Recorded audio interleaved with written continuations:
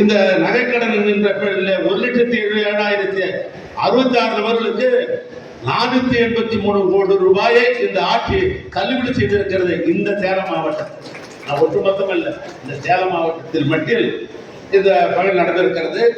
அதே போன்று மகளிர் சுயக்குழு சேர்ந்த 51,903 மகளிர் குழுக்களுக்கு 109 கோடி ரூபாய் இந்த அரசு தள்ளுபடி செய்திருக்கிறது.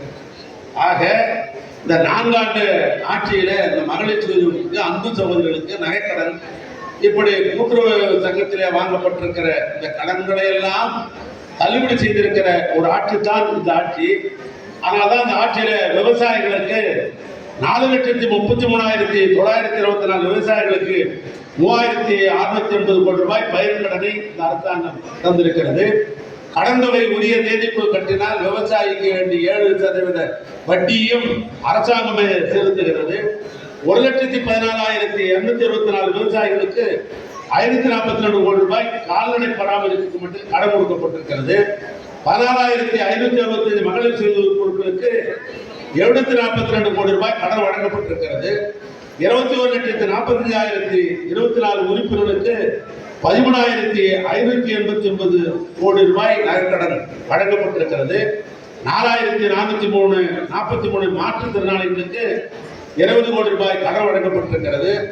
232 மாணவ மாணவிகளுக்கு 2,31 லட்சம் கடன் வழங்கப்பட்டிருக்கிறது. டாப்செட்கோ என்கிற நீர்ப்பாசன கடன் திட்டத்தின் மூலமாக 159 ஆழ்துளை கிணறுகளுக்கு அமைப்பதற்காக இந்த அரசு கடன் வழங்கியிருக்கிறது.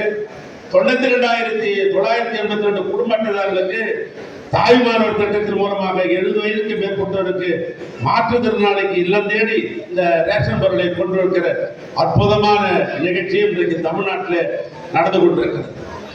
நான் அண்ண தொலைக்காட்சியை நான் பார்த்தேன். பார்க்கிற போது ஒரு தாய்மார், ஏறத்தாழ அந்த அம்மையாருக்கு 75 வயசு 80 வயது, அது ஒரு பொதுவான ஒரு டிவி. அந்த அம்மா